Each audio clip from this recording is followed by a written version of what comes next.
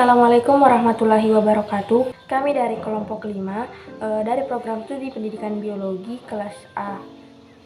Nama saya Nur Asrina dengan NIM A22121026. Nama saya Nur Karima dengan NIM A221211028. Nama saya Fadil Filardi dengan stambuk A221-21102. Latiansi dengan NIM A221-21103. Jadi di sini kami akan membahas mengenai peranan masyarakat tradisional dalam pelestarian keanekaragaman hayati.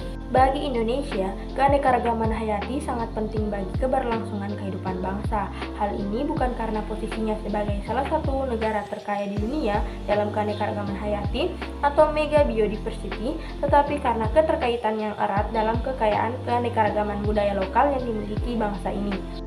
Selanjutnya, Indonesia yang kaya akan keanekaragaman hayati dan pengetahuan tradisional merupakan salah satu negara potensial untuk dilakukannya aktivitas bioproteksi ini.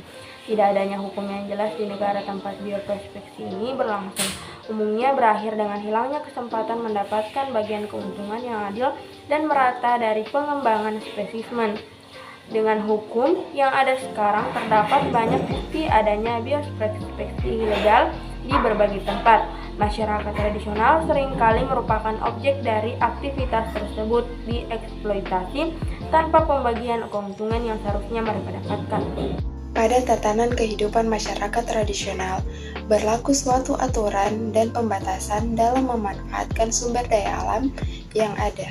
Setiap masyarakat senantiasa mengembangkan kearifan lingkungan yang kadang-kadang disertai sanksi magik dan religius, guna menjaga keseimbangan dalam mengelola sumber daya alam.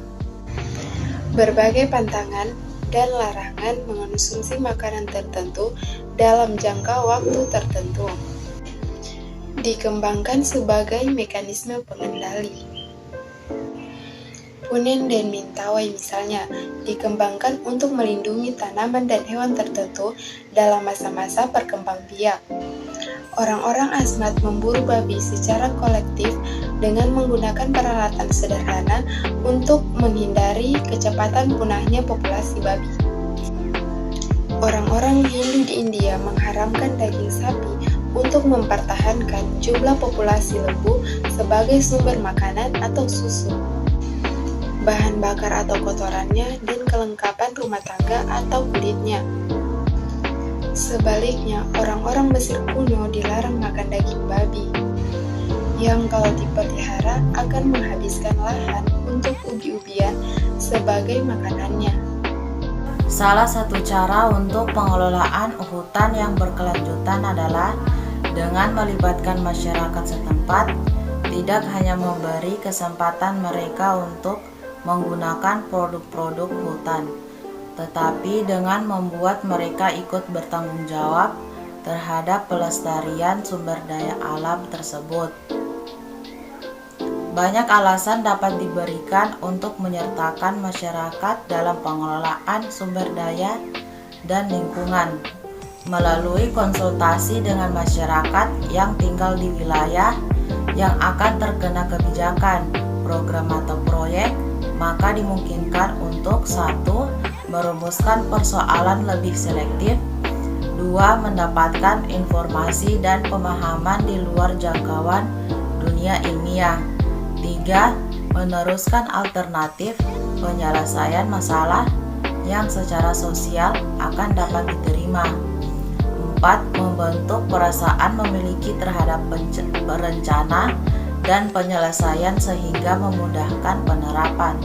Usaha untuk menolong masyarakat melestarikan keanekaragaman hayati perlu juga disertai dengan usaha untuk melestarikan pengetahuan tradisionalnya, karena hilangnya pengetahuan tradisional akan menyebabkan hilangnya pula keanekaragaman hayati, sebab masyarakat tidak lagi mengetahui bagaimana manfaat tumbuhan. Bila tidak ada pengetahuan tradisional tentang sumber daya alam, maka tanaman akan menjadi gulma. Di tengah situasi pengolahan sumber daya hayati yang semakin memprihatinkan serta kecenderungan meningkatnya ancaman terhadap keanekaragaman hayati, semakin memperkuat keyakinan bahwa masyarakat tradisional adalah tumpuan harapan dari banyak pihak yang peduli dengan pelestarian keanekaragaman hayati. Itu tadi pemaparan materi dari kelompok kami mengenai peranan masyarakat tradisional dalam pelestarian keanekaragaman hayati.